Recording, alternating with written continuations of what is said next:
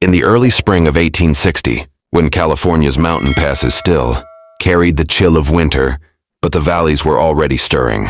With the promise of gold, a single stagecoach left, Sacramento with 6 paying passengers and a driver known for his punctuality. The coach, painted in the familiar red and black livery, should have rolled into Placerville by nightfall, but it never came. What lingered instead was silence, an absence so profound that it soon became a presence in its own right, spoken of in whispers along the trail and feared in the taverns where drivers gathered. The records, slim as they are, tell us only what did not happen. No wheels rattled into town at the expected hour. No dust rose along the final stretch of road. No signal horn announced safe arrival. And in that stillness, the townspeople, who lived and died by the precision of stage schedules, knew something had gone wrong. For in those years when a coach went missing, it was never a small matter. Behind its painted panels were not only passengers but letters, gold shipments, and the fragile promise of trust between scattered communities. The silence was striking because the roads were not usually quiet. The Sierra corridor was alive with the sound of commerce. Mule trains creaking under loads of timber, prospectors shouting from wagon beds, blacksmiths hammering in roadside settlements. To have no sign, no sound, was to feel the sudden rupture of a lifeline. That contrast between the noise of a booming frontier and the abrupt absence of a coach that should have carried both wealth and ordinary souls marks the opening of a story that would haunt the region for generations. It is said that some children waiting with their mothers in Placerville wept that night, convinced the coach would round the bend if only they stayed awake. Merchants locked their ledgers and blew out lanterns, muttering about highwaymen.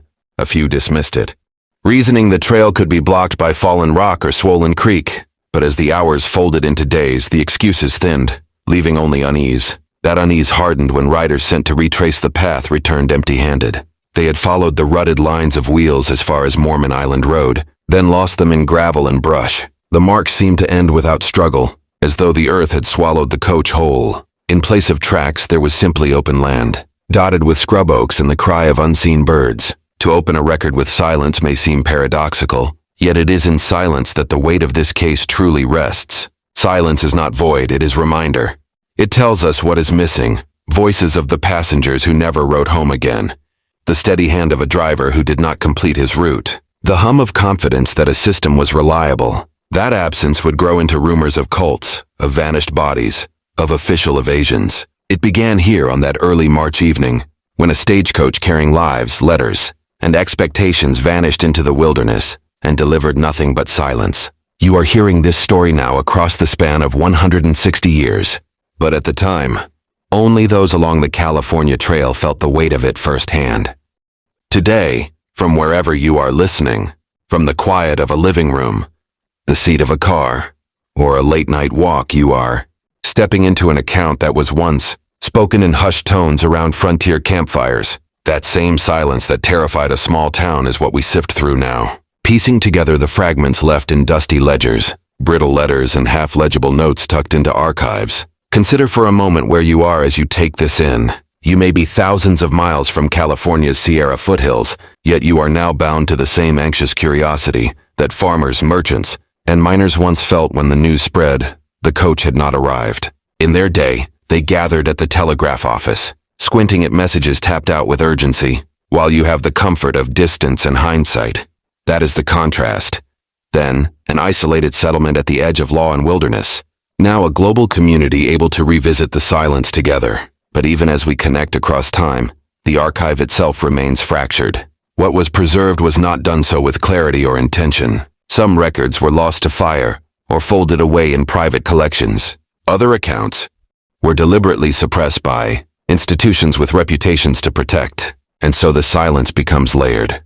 Not only the silence of the missing coach, but the silence of missing evidence, of official statements clipped short, of families told not to ask again. This is why each artifact matters so deeply. A torn page, a telegraph copy, a personal letter, these scraps become our lifelines into a world where official channels close too quickly.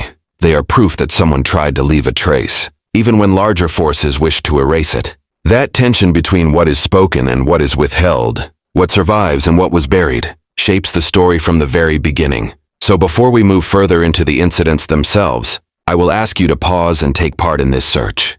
Where are you listening from tonight? Note it, Share it if you wish and join in the act of remembering. For while a stagecoach once carried 6 souls into silence, today it carries us into a conversation across distance and across time. And that, perhaps, is the only way to challenge silence, by refusing to let it remain unbroken. California in 1860 was a land swollen with contradictions. Gold still glittered in the imagination of the world, though most of the easy strikes were long gone. Rivers had been churned into mud by thousands of hopeful hands. Towns had swelled almost overnight, and fortunes were still being won and lost with a speed that defied reason. Yet the same roads that carried ambition also carried death. The Sierra foothills were crowded with saloons, gambling dens, and hastily built churches, all standing side by side as if prosperity and ruin had agreed to share the same patch of earth.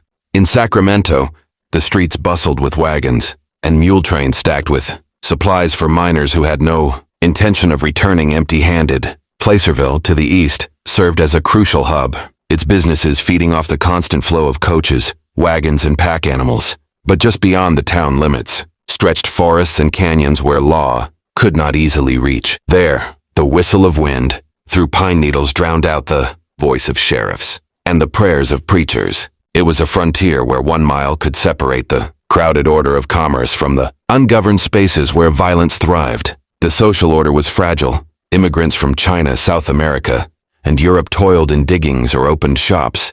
But prejudice and hostility followed them. Native peoples, already displaced and decimated, watched as their lands were carved up, their trails overtaken by coaches and miners. In towns, the promise of American democracy was spoken loudly, but in practice law bent toward wealth and power. Judges could be bribed, juries threatened, and sheriffs undermanned. It was into this uneasy balance that the stagecoach system offered something rare: reliability. Coaches arrived when promised, carried mail faithfully, and gave settlers confidence that the threads of their new society might hold. The roads themselves, however, told a different story. Banditry was constant, especially along the Sacramento-Placerville line, where gold shipments were frequent and lightly guarded. Road agents, as they were called, struck quickly, often blending into the camps of miners by day. Travelers carried pistols, but most preferred to trust in the presence of a shotgun messenger, a hired guard, whose job was to ride beside the driver with eyes fixed on the brush. Yet even these measures were no guarantee. A fallen tree on a bend or a rock slide after rain could halt a coach long enough for men in masks to step from them, shadows, and turn a journey into an ambush. This is the contrast that framed everyday life. Booming towns alive with the clang of commerce, and wilderness stretches where a single rider could vanish forever. To live in California in that year was to live between two worlds, the promise of modern connection, and the constant reminder that nature and lawlessness were only a few steps away. For many, the stagecoach was the bridge across that divide, the instrument that made scattered communities feel linked, which is why, when one coach simply disappeared into silence, it struck more than fear. It threatened the illusion that progress had truly tamed the frontier. The stagecoach line was more than wood, leather, and iron rolling on spoked wheels. It was the artery of a fragile society. In 1860, when the railroad had yet to carve its steel path into the Sierra, these coaches carried the weight of connection itself. They delivered letters written in cramped hands by mothers back east, bags of gold dust sealed in leather pouches, and passengers who trusted that the horses would carry them safely from bustling towns into the wooded unknown.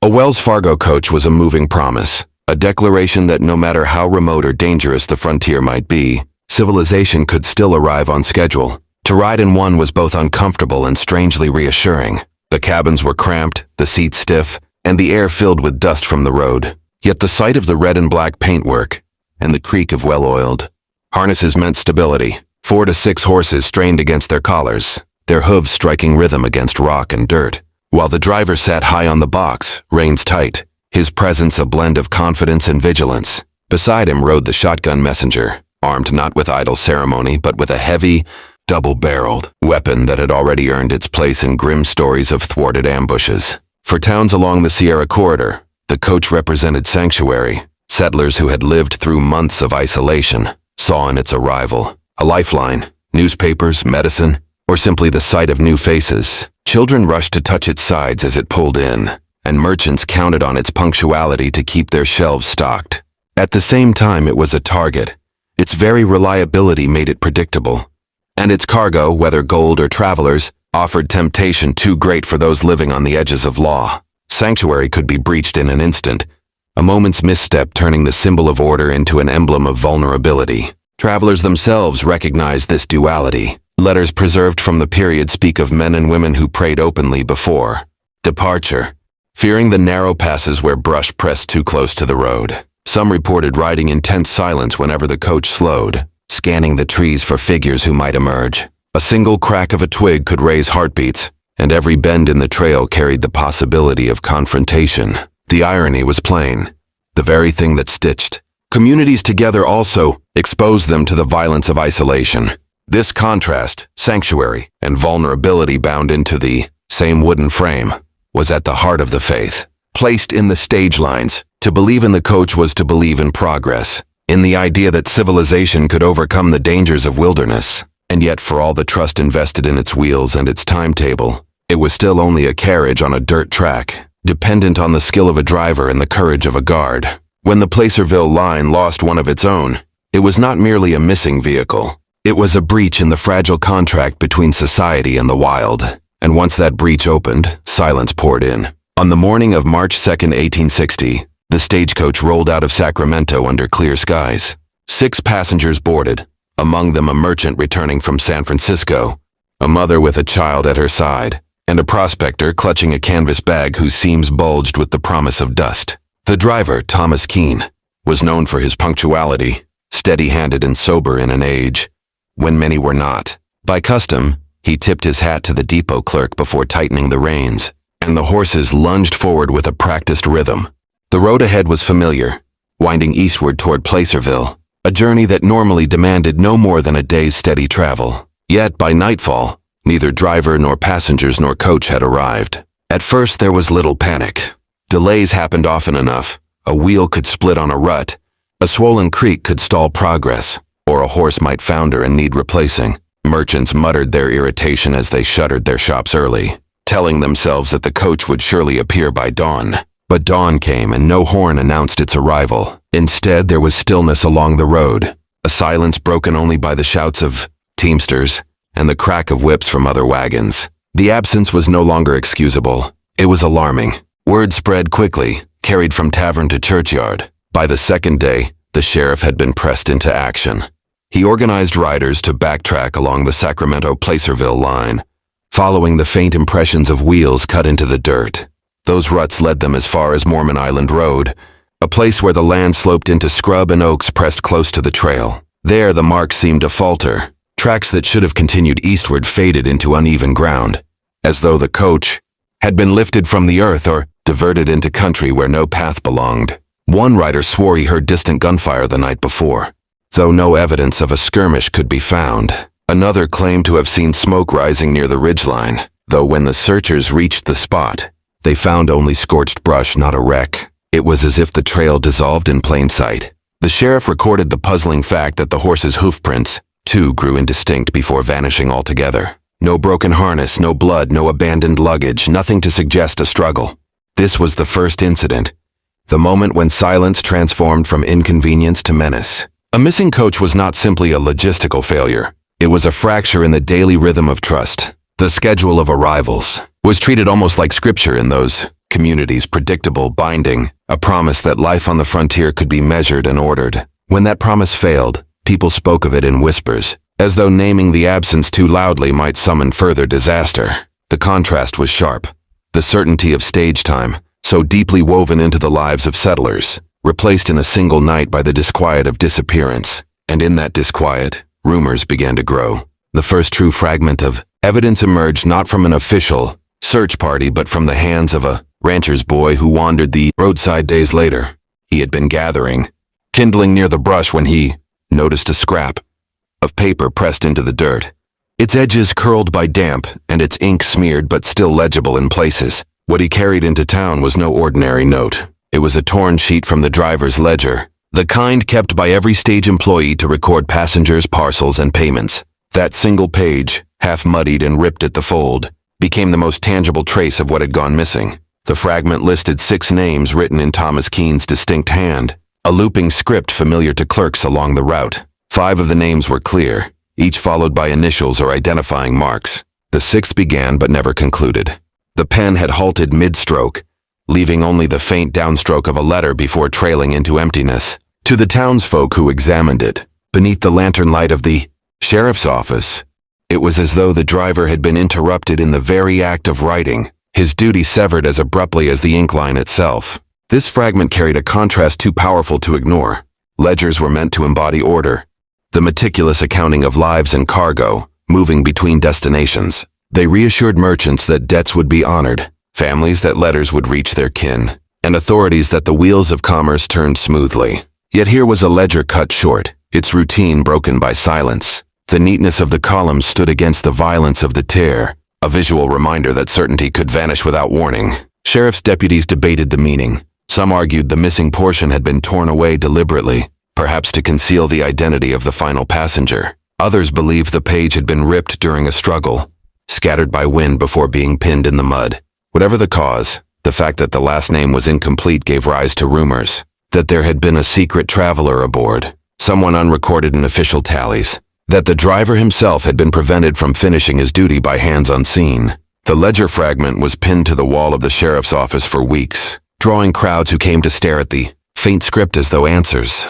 might appear if studied long enough. It became a relic, both ordinary and extraordinary, a piece of everyday bureaucracy transformed into haunting evidence. For in its broken lines and torn edges, the townsfolk saw not only proof that the missing coach had once existed, but also the impossibility of tracing where it had gone. In that contradiction, routine interrupted, order collapsing into silence. The stage was set for deeper fear. 2 days after the ledger fragment surfaced, a prospector staggered into a camp near Folsom, his face blistered by sun and his clothes stiff with river mud. Witnesses said he spoke in bursts, half gasps and half cries, his voice breaking whenever he tried to shape full sentences. At first, the men around the fire thought him drunk, the sort of wanderer who stumbled out of the hills after failing to strike ore. But as he collapsed at their feet and begged for water, they noticed his hands trembling and his eyes darting toward shadows that held no threat. He was not drunk, he was terrified. Once steadied, his words tumbled out in fragments.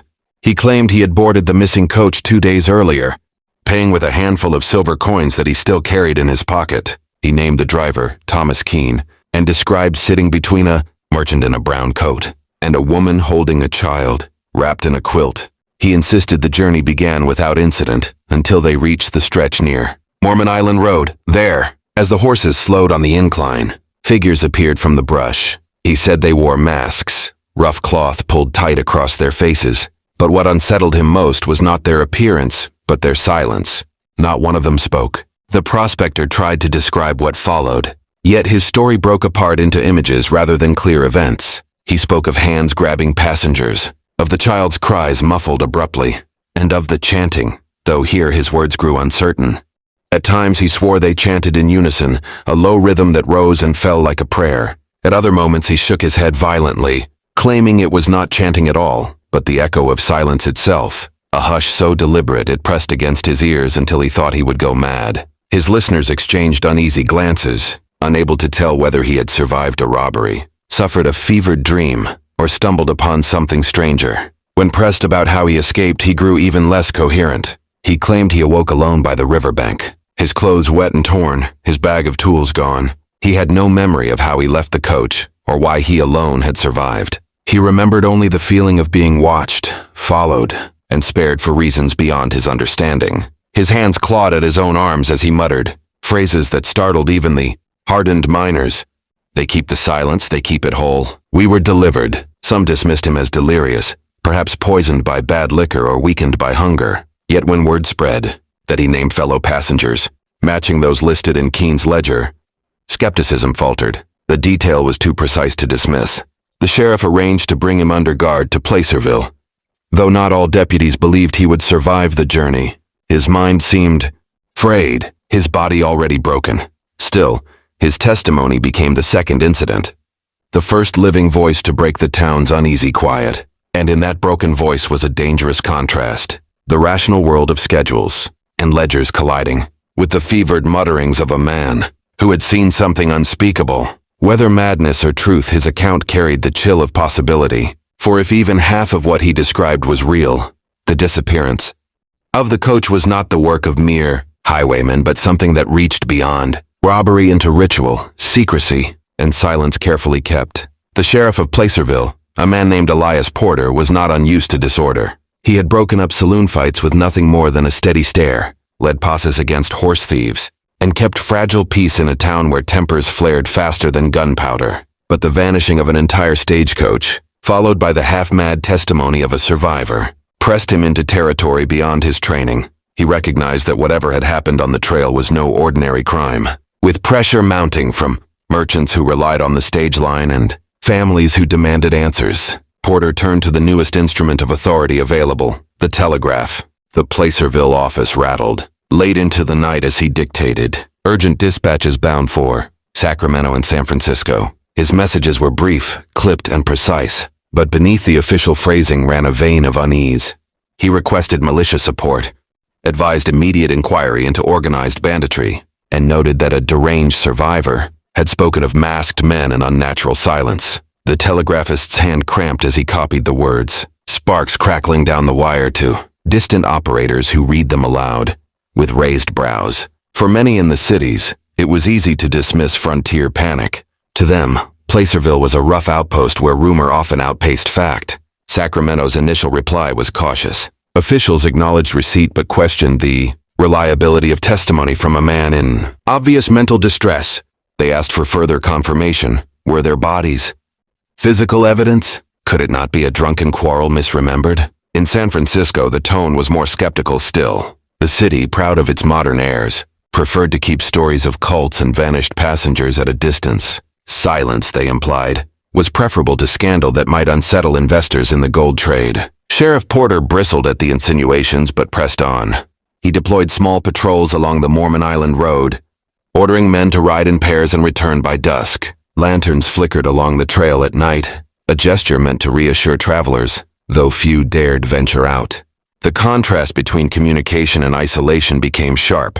While thin wires carried urgent words across miles in seconds, the men on horseback still felt as cut off as if they rode through another world. Technology could transmit alarm, but it could not enforce protection. Even within his own office, Porter faced resistance. Some deputies urged him to treat the matter as simple robbery, to search for tracks leading to outlaw camps rather than chase talk of rituals. Others whispered that to involve the militia would invite humiliation if nothing more was found. The sheriff stood in the middle, torn between duty to calm his townspeople and the growing suspicion that forces larger than his badge could control were at work. Thus the official response faltered. Wires carried warnings, patrols scoured the brush, but no answers came. Each day without resolution deepened the divide. On one side, the authority of modern systems, telegraphs, badges, and militias. On the other, the primitive void of wilderness, where a coach and its passengers had vanished without trace. It was in that widening gulf that fear began to take permanent root. The next piece of evidence that survives is not dramatic in form but carries immense weight in what it suggests. It is a thin slip of paper preserved among county records, the faded copy of a telegraph transmitted from Placerville to Sacramento on March 6, 1860. The handwriting belongs to a clerk who was tasked with recording outgoing messages, a routine duty never intended to become part of a mystery. Yet within its clipped lines lies the first official admission that what had occurred could not be explained away as mere banditry. The message begins with formal brevity, reporting the stage's failure to arrive and the sheriff's request for additional men. Then, in the middle of its second line, a phrase emerges that feels wholly out of place in a government dispatch. Coach believed seized by deviant sect. Those 4 words, inked without elaboration, carried a shiver through later generations of researchers. They suggest not only that Sheriff Porter had relayed more than just logistical concerns, but also that someone somewhere had already whispered a theory darker than robbery. The phrasing is cautious, as if chosen to fit within bureaucratic boundaries, yet its implication is unmistakable. Here the contrast could not be sharper. Telegraph language was meant to be stripped of emotion, a tool of commerce and clarity. Its short bursts of code spoke of goods shipped, markets rising, or weather conditions along the coast. To see the rigid language of administration, pierced by the phrase deviant sect, is to witness the intrusion of terror into bureaucracy. What should have been a message of routine failure, transformed into the first written acknowledgement that the missing coach might be bound to something ritualistic, even cultic. The log also reveals silence of another kind. Nowhere in the message is there mention of the survivor, the prospector who raved of masks and chanting. His words were omitted, perhaps intentionally, perhaps to avoid discrediting the report with testimony that seemed unstable. The result is a strange half-truth, enough to raise suspicion of organized menace, but stripped of the human voice that might have conveyed the horror more fully. In that absence, the record becomes both proof and concealment. Historians who have studied the slip note how carefully the phrase is framed. The word believed distances the sender from certainty, while sect avoids naming any specific group. It leaves the impression of knowledge withheld, as though officials already sensed more but chose to lock it behind careful wording. For the townsfolk who later heard rumors of this telegraph, the effect was corrosive. If the authorities themselves hinted at something beyond robbery, then what chance did ordinary settlers have of understanding the danger? Thus, this artifact, no more than a fading copy in a clerk's book, became the second tangible trace in the case. It showed the world of administration colliding with whispers of the unknown, where clipped codes meant for trade and travel carried within them the faint outline of a mystery that officials dared not name in full. 6 days after the coach first failed to arrive, the searchers who had scoured the trails returned with grim news. In a ravine known locally as Rock Canyon, they found the remnants of what had once been a stagecoach. The discovery was not of a vehicle, intact but of blackened timbers, strewn across scorched earth. The wheels had collapsed into charred hoops, their iron rims twisted by heat. The paint that once bore the proud Wells Fargo colors had blistered away, leaving only fragments of red flake clinging to splintered boards. What had stood as a symbol of reliability was reduced to ash and ruin. Among the wreckage, searchers noted a scattering of objects. A woman's brooch, its clasp warped by fire, glinted weakly in the sun. A child's shoe, tiny and stiff, lay half buried in the soot. Pieces of luggage were found opened, their contents either destroyed or missing altogether. Yet of the passengers themselves, there was no sign, no bodies, no bones, not even the smell of burned flesh. It was as though the fire had consumed only the coach and its cargo, sparing but erasing the human forms who had once occupied its benches. The absence of bodies created the deepest unease. Fires on the trail were not unheard of. A lantern knocked loose, a spark catching dry grass, but they left evidence. Horses broke free, passengers crawled from the wreck, or at the very least remains were found. Here there was nothing. Sheriff Porter studied the ground and noted how the soil bore marks of something dragged away from the flames. Yet the tracks led into stony brush where signs disappeared, as if the earth itself had conspired to conceal what happened next. The contrast seared into memory was striking. A scene that screamed of destruction yet whispered nothing of death. To find proof of violence without the human testimony of remains unsettled even hardened men. Some declared it must be the work of outlaws who had taken captives, setting fire to the coach as signal or warning. Others murmured that no bandit would trouble to remove every trace of life, leaving behind neither injured nor dead. A few crossed themselves quietly, recalling the survivors' mutterings about silence and covenant, and wondered whether the fire had been part of something more deliberate, more ritual than robbery. As word spread of the discovery, Placerville was overcome with panic. Mothers barred children from traveling the road, and merchants whispered of curses upon the line. The charred coach was dragged closer to town and left in a yard under guard, though many refused to go near it, believing it carried ill fortune. The object that had once promised connection now embodied absence, its blackened frame a monument to fear. This was the third incident, the escalation that transformed rumor into pattern. A missing coach could be explained. A raving survivor might be doubted. But the burned husk of a stage with no passengers, no bodies, and only fragments of personal belongings tore away the last comfort of denial. Something had happened in Rock Canyon, and its silence was more terrifying than the flames that had consumed the coach. When the burned coach was hauled back into Placerville, the town demanded an explanation that Sheriff Porter could not provide. His deputies brought their reports. The telegraph carried terse exchanges with Sacramento, but none of it made sense of the vanished passengers. It was then that a new figure entered the story, a man not of law but of science, or what passed for it in 1860. Dr. Horace Alcott, an alienist from San Francisco, was summoned at the request of a judge who believed the sole surviving witness must be suffering from lunacy. In that era, when psychiatry was in its infancy and madness often treated with confinement, Alcott's arrival signaled both skepticism and curiosity. Alcott came with the bearing of a scholar, pince-nez perched on his nose, a leather case filled with notes and instruments, and the manner of a man who trusted the mind to yield patterns under study. To the townsfolk, his presence was a strange contrast. They had asked for soldiers or guards.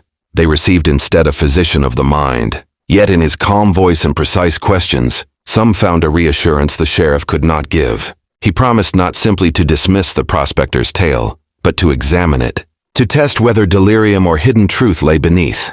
The prospector, whose name some records give as Elias Baird, was brought to him in a weakened state, fever rising, his body marked with scratches from brush and stone. Alcott recorded the encounter meticulously. He noted how Baird's eyes followed corners of the room as if unseen figures lingered there. He described his speech as fragmented but insistent, repeating phrases with a rhythm that bordered on compulsion.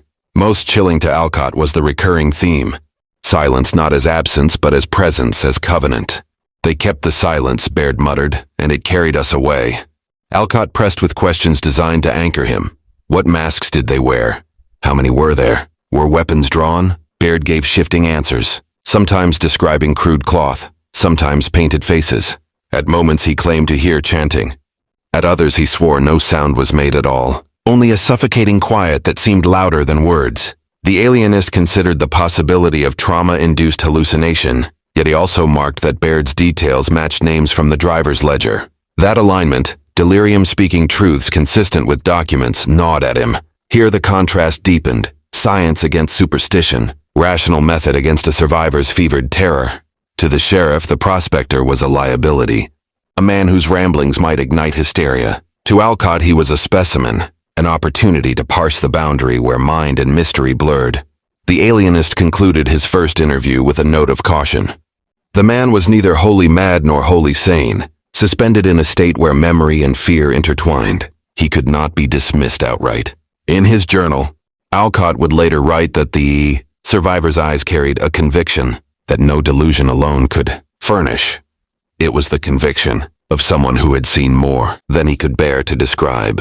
And in that conviction, the physician glimpsed what the town most feared: that the silence spoken of in whispers was not madness at all, but memory. Dr. Horace Alcott's notes from his second week in Placerville survive in fragments, bound in a leather ledger now housed in a private archive. They reveal a mind wrestling with its own certainty. At first he had treated the prospector's words as symptomatic, the residue of fever and fright. But the longer he remained, the more testimonies he gathered from townsfolk, the more the edges of coincidence hardened into a pattern that resisted dismissal. The burned coach, the missing passengers, the strange phrase embedded in the telegraph, all of it suggested a design larger than one man's delirium. His ledger shows the methodical hand of an investigator, not only a physician. He copied weather records to note the absence of storms that might have delayed the stage. He examined the timetables of other coaches and found no other attacks along the route. He compared witness reports of riders on the trail, cataloging descriptions of horse tracks that vanished too suddenly to match ordinary bandits. And then, most damning, he transcribed Baird's ravings verbatim. Whole pages are filled with repeated phrases. They chose the quiet road. The vow is in the hush. Eyes behind cloth. Eyes that do not blink. To Alcott, this was not random babble. It bore the cadence of ritual. One page in particular stands out. In his neat script he wrote, "If the prospector's condition is madness, then madness has aligned itself too neatly with fact." His references to names later confirmed by ledgers, his awareness of details unseen by others, his insistence upon a covenant of silence all cohere in ways that suggest either collusion or contact with a structured body. The careful phrasing reflects his position, caught between professional restraint and a creeping suspicion that something organized, perhaps cultic, had indeed seized the stage. The artifact of his ledger itself became a kind of proof, though a deeply unsettling one. Rather than revealing clarity, it recorded the erosion of certainty in a man trained to resist superstition. The contrast here is stark. Where a scientist sought order, he found evidence that pushed him toward the irrational. The alienist had come to diagnose, yet instead he was being diagnosed by his own notes, infected by the very mystery he hoped to dissect. Alcott also recorded his conversations with Sheriff Porter. The sheriff grew impatient with theory and wanted action, armed men to sweep the canyons, scouts to ride further than before. But Alcott cautioned him. If this was indeed an outlaw gang, their methods were unlike any others. If it was something stranger still, then armed assault might provoke disaster. Their arguments fill the margins of his ledger, sharp exchanges captured in clipped shorthand. Porter believed in force. Alcott believed in observation. In the end, what the ledger proves most clearly is institutional fracture. The law and the emerging sciences of the mind stood side by side, staring at the same enigma yet drawing opposite conclusions. One demanded immediate confrontation. The other warned of hidden structures beyond comprehension, and in that division the stagecoach's mystery deepened. For if even those tasked with reason and order could not agree, then what hope had the terrified citizens of understanding? What hunted them along their road? The decision to move beyond speculation came on a cold morning in late March, when Sheriff Porter and Dr. Alcott, after weeks of friction, agreed to ride together to Rock Canyon. Their purposes were different.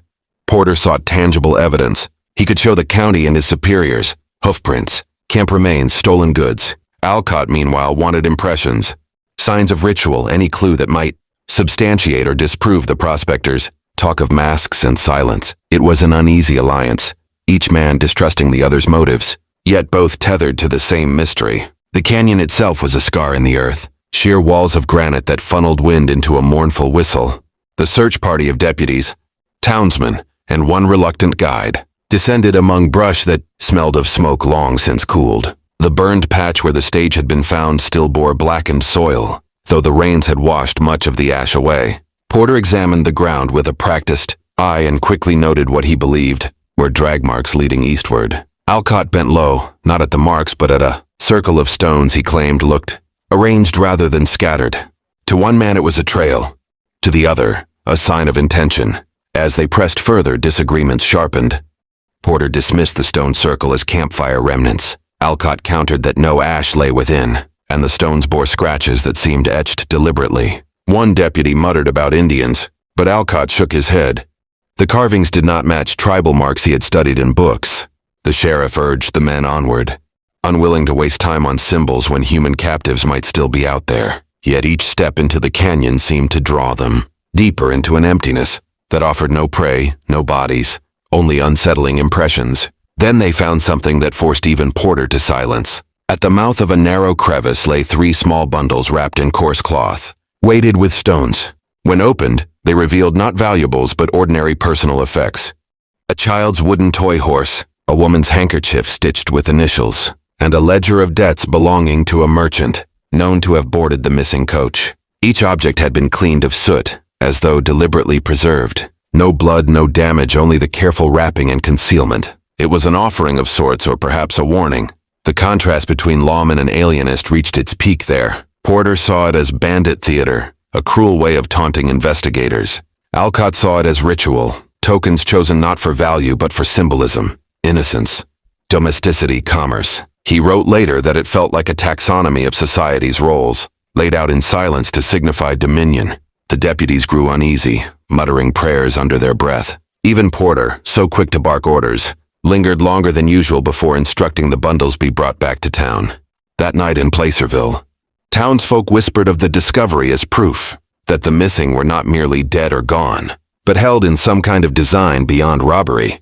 The canyon had not offered bodies or culprits, but artifacts that seemed to speak in a language no one fully understood. And in that language, half evidence, half omen, the terror of the stagecoach deepened. For the first time, even hardened lawmen admitted aloud what they had denied before.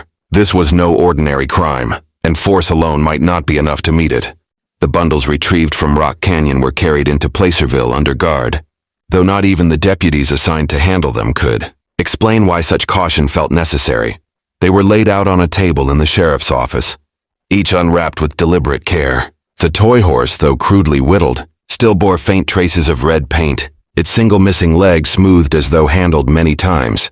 The handkerchief carried the initials EH, embroidered in fine blue thread that suggested refinement rather than frontier, necessity. The ledger, bound in worn leather, listed debts and credits to local merchants and bore the signature of a man who had been expected at the mining camp 2 days after. The coach vanished. None of the objects held value to thieves. All of them held weight as human testimony.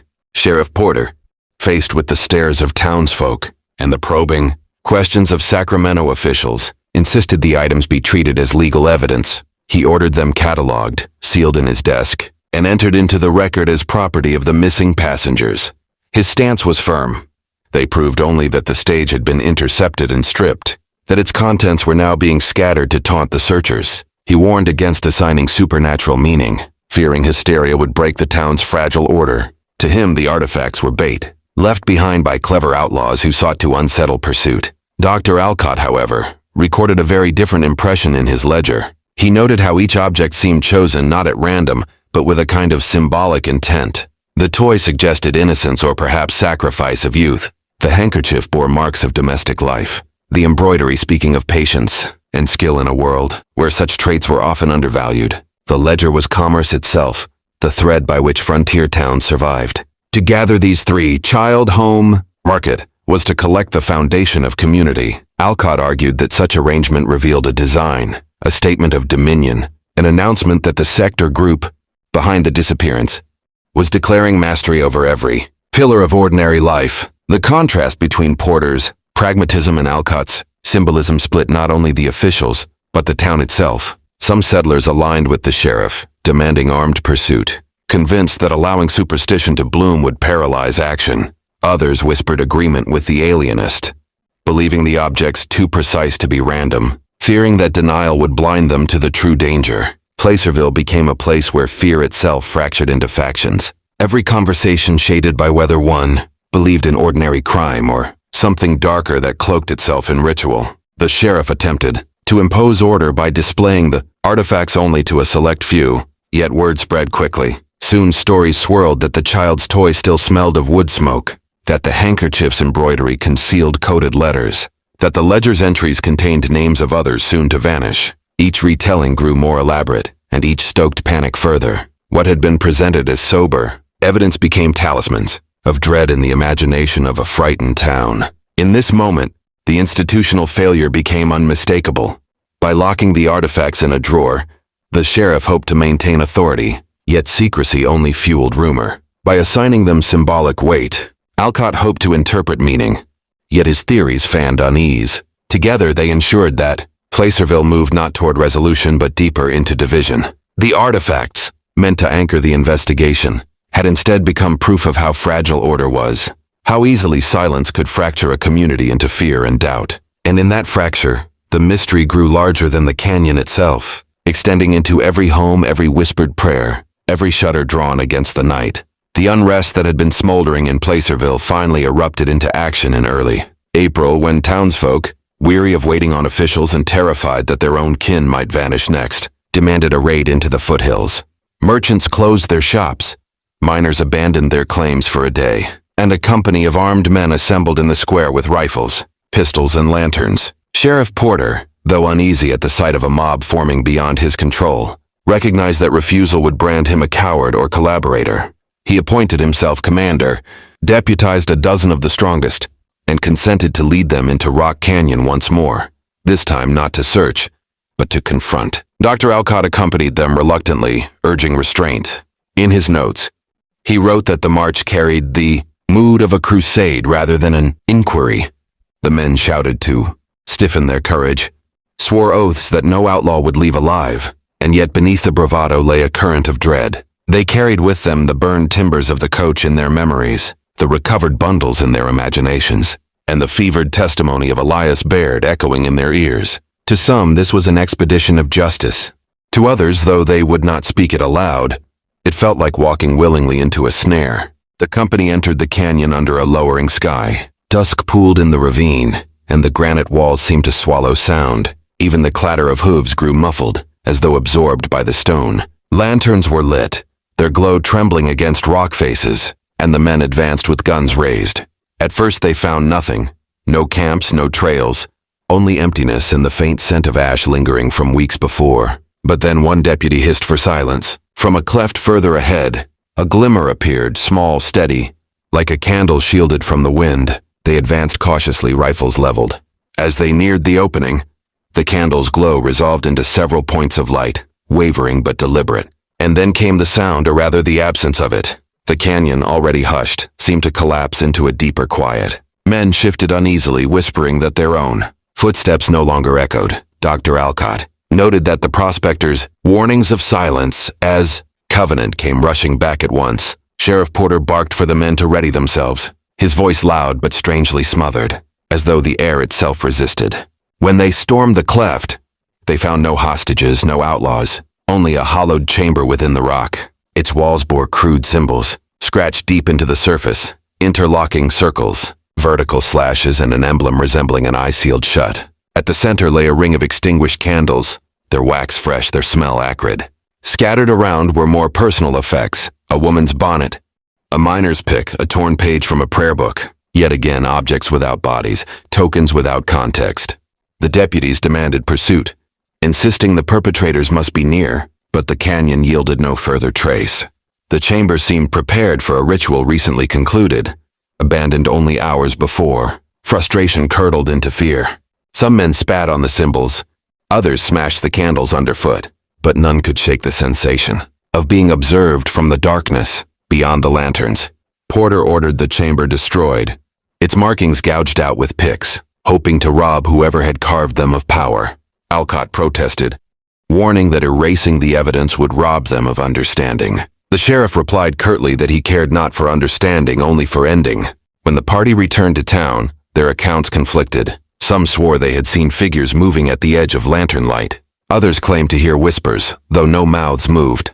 Porter dismissed such tales as nerves and insisted they had discovered nothing more than an outlaw hide. But the men themselves were shaken, their confidence drained. Far from resolving the terror, the raid had deepened it. They had gone in expecting battle, but what they encountered was worse than an enemy.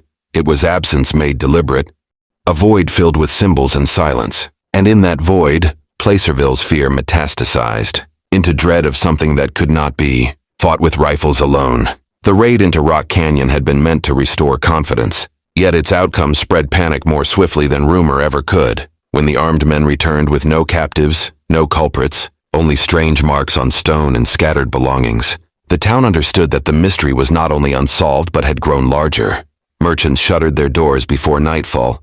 Children were pulled indoors at dusk, and the once busy stage road lay deserted. Even the mail coaches rerouted for weeks, forcing miners and settlers to hike days longer for supplies. Placerville, once a hub of commerce, seemed to fold inward upon itself, a community shrinking under the weight of its own fear. Institutional confidence fractured further.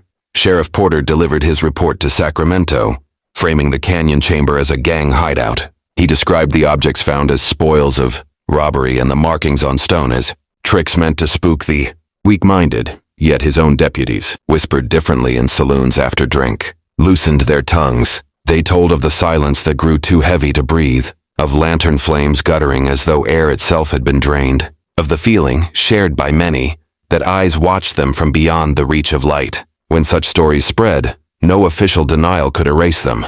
Instead, they amplified, retold in cabins and camps as proof that the law itself was powerless. Dr. Alcott's position weakened as well. He had argued for study, for restraint, but now he was viewed with suspicion. Some accused him of stoking fear with talk of covenants and rituals. Others whispered that he was too calm, too intrigued by the horror, and perhaps not merely an observer but entangled somehow.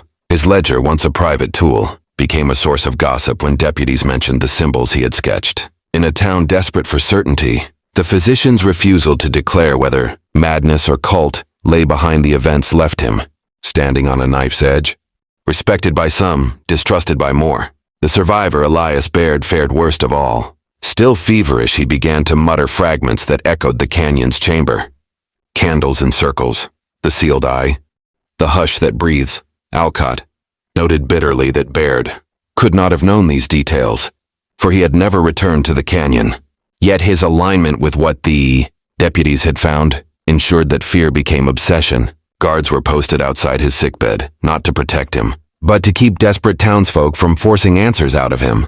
He was less a man now than a vessel of rumor, a living reminder of what none could explain. The contrast shaping Placerville was stark and corrosive. The institutions meant to preserve order, law, medicine, commerce, were hollowing under the weight of silence. Authority figures could not agree, the town could not unify, and every explanation, whether robbery or ritual, collapsed under the pressure of missing bodies. It was a failure not of courage but of coherence. Placerville had lost its common story, its shared belief in how the world worked. In that vacuum, the silence of Rock Canyon grew louder than any sermon or decree, a presence that ruled, not with violence but with the terror of unanswered questions. Thus the aftermath of the raid was not resolution but paralysis. The town waited in dread for the next disappearance. The next proof that the silence was not finished. They barred windows, sharpened rifles, but what they feared could not be met with wood or iron. It was an absence that had become sovereign, and in that absence, every nightfall in Placerville felt like a sentence awaiting execution. The weeks that followed the failed raid brought Placerville to a breaking point. Isolation had always been a fact of frontier life, but now it became a prison. Stage lines avoided the route entirely, fearing both danger and the corrosive reputation of the silent canyon. Goods dwindled, letters from the east arrived sporadically if at all, and miners grew restless as supplies tightened. The economy slowed to a crawl, yet it was not hunger that pressed hardest, it was dread. The town had been stripped of connection, left to turn inward, every face studying its neighbor for signs of hidden knowledge or complicity.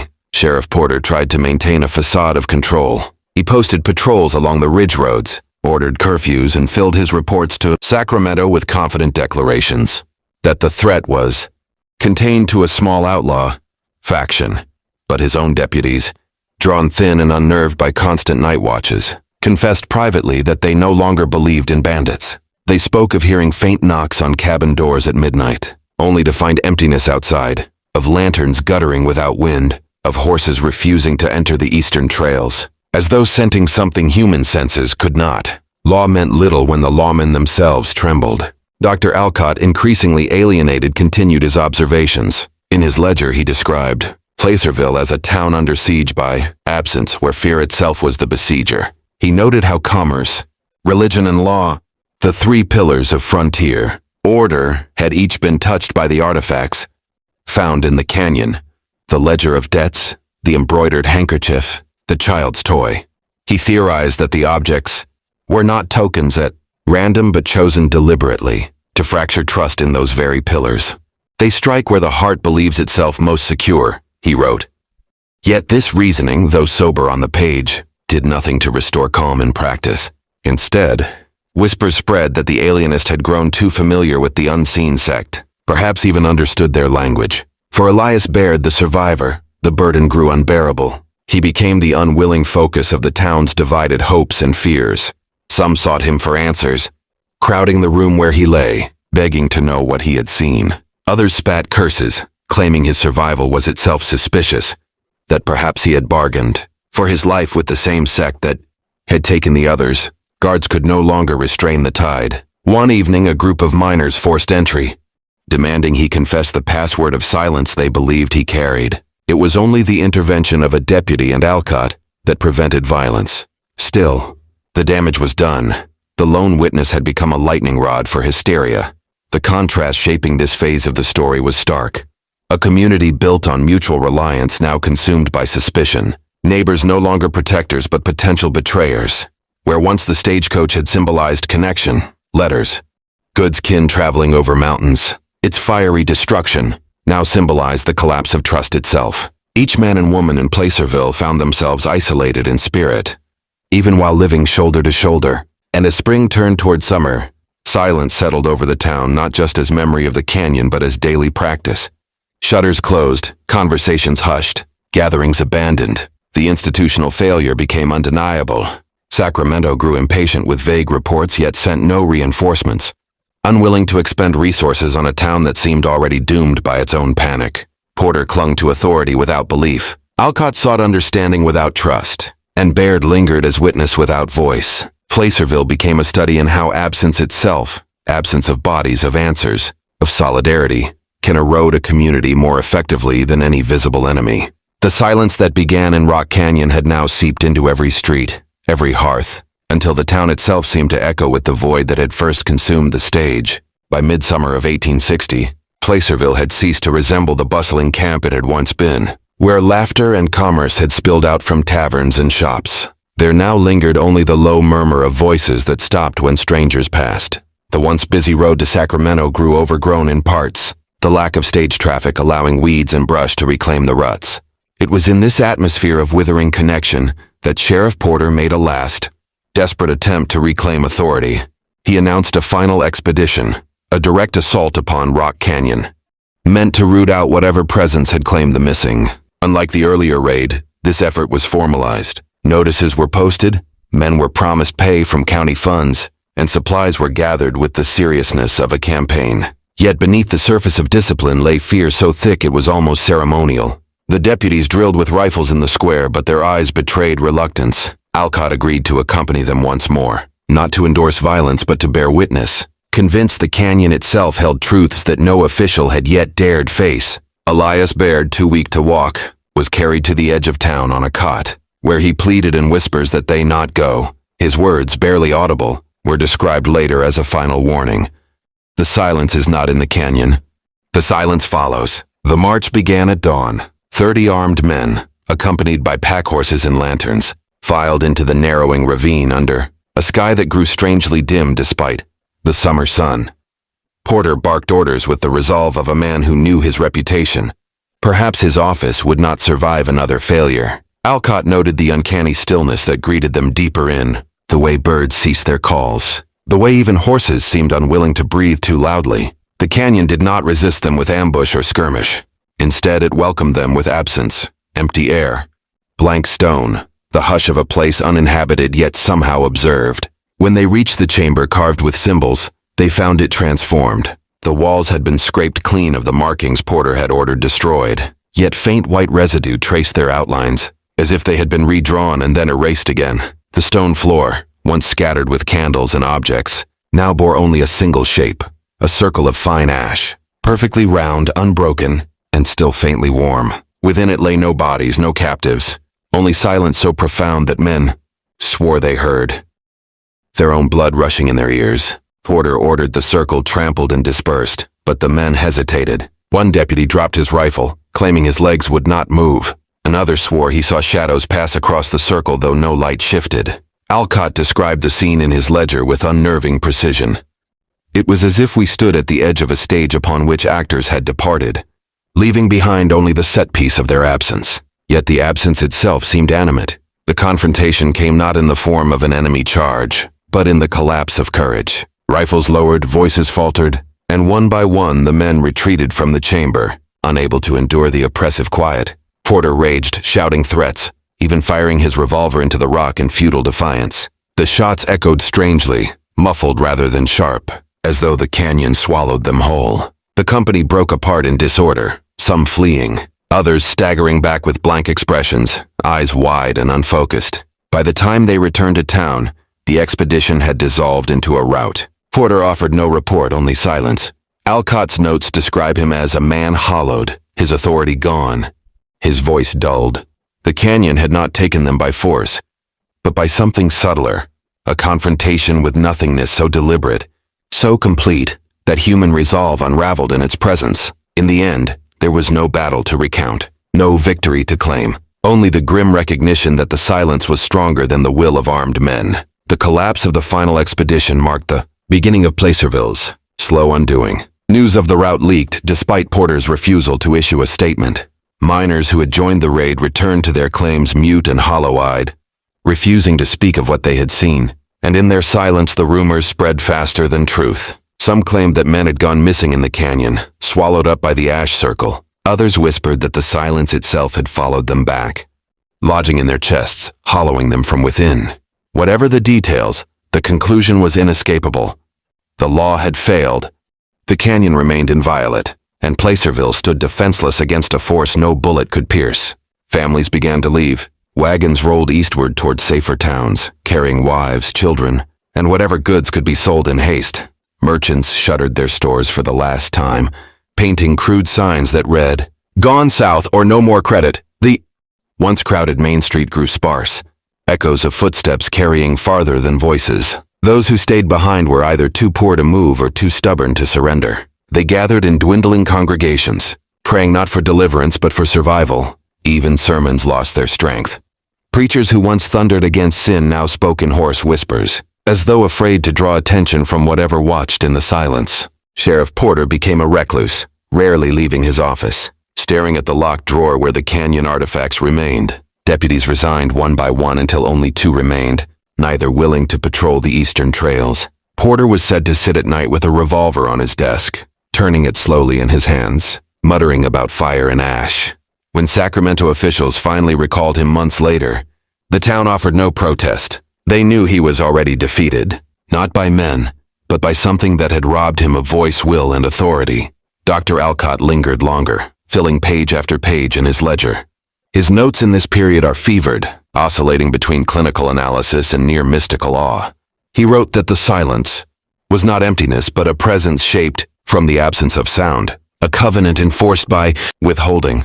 He described dreams in which the canyon opened into endless halls, each lined with tokens of ordinary life, shoes, books, toys, laid out like specimens in a museum of erasure. His colleagues in San Francisco, when later shown these writings, declared them signs of contamination. The physician had studied too long and become absorbed by the very madness he sought to classify. Elias Baird did not survive to witness the town's decline. His fever worsened in the summer heat, and one morning he was found lifeless, eyes wide, mouth slightly open as if frozen in mid-breath.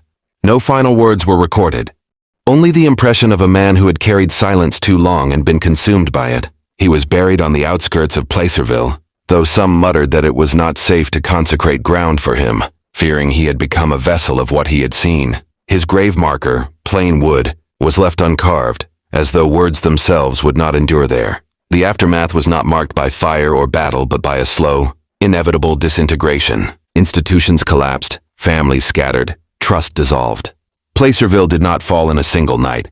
It leaked away, drained by fear until only a husk of a town remained. And in its hollowed streets, travelers spoke of a strange hush that clung to the air, as though the canyon's covenant had expanded outward, claiming not just the road and the stagecoach but the very community that once thrived beside them.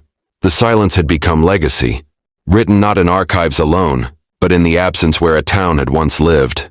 The story of the missing stagecoach did not end with Placerville's decay, nor with the closing of its businesses or the scattering of its people. It survived in fragments, frayed letters tucked into family trunks, half-legible notes in county ledgers, the fevered writings of Dr. Alcott, preserved only because a colleague refused to burn them. These remnants, scattered and incomplete, became the final architecture of the tale, a house built from absences. When modern historians attempt to reconstruct what occurred in the summer of 1860, they find only silence stitched between testimonies, a narrative told as much by what is missing as by what remains. That absence, however, poses its own kind of truth. Records show that Placerville, once the second busiest stop between Sacramento and Nevada territory, shrank to a shadow within 5 years of the disappearance. Census rolls reveal whole families unaccounted for, surnames that simply end with a single year as if erased mid-sentence. Journals from passing surveyors describe the town as strangely quiet, with more boarded windows than open doors. Even in their clinical detachment, these entries echo the townspeople's own testimonies. Life withdrew as though some unspoken boundary had been crossed, one that could never be reversed. The broader institutions, mail companies, courts, even church synods, attempted to suppress the case. Stage records for that season were sealed. The ledger fragment that once hung on the sheriff's wall vanished into private hands. Official correspondence from Sacramento refers to the disappearance obliquely as an incident of impeded passage, a phrase so deliberately vague it reads like an evasion. In trying to protect their reputation, these institutions only deepened the mystery. Their silence mirrored the canyon's silence, a doubling that gave rise to suspicion. If those charged with truth refused to speak, what power had truly taken hold? The epilogue of the affair is therefore not one of resolution, but of reflection. The missing coach was never found. No remains recovered, no definitive culprit identified. What endures is the philosophical weight of the question. What happens when human order, ledgers, laws, rituals of commerce, collides with something that negates sound itself? Was the silence a natural phenomenon misinterpreted through fear, or an encounter with forces beyond language? Dr. Alcott, in his last legible entry, left the matter open. Perhaps the silence is not absence but demand, an invitation to listen until hearing fails. His words hover between science and faith, echoing long after the ink faded. Today, when visitors walk the overgrown trail toward Rock Canyon, they report unease in the narrowing gorge. Some speak of the way sound dulls there, as though words fall short of their reach. Others claim to hear nothing at all, not even the wind. Whether legend or lingering truth, the canyon remains a threshold. A reminder that history does not always conclude with clarity. Instead, it sometimes leaves us with a question disguised as a void. And so the final word belongs not to the sheriff, the doctor, or the miner, but to those who listen. What is silence if not the measure of what we cannot explain? Was it a punishment, a covenant, or the natural limit of human comprehension? The records refuse to answer, leaving only the audience to consider. As always, we invite you, wherever you are listening from, to ask yourself, if the stagecoach still rides through the canyon in eternal silence, would you recognize its passing, or would you too fail to hear it?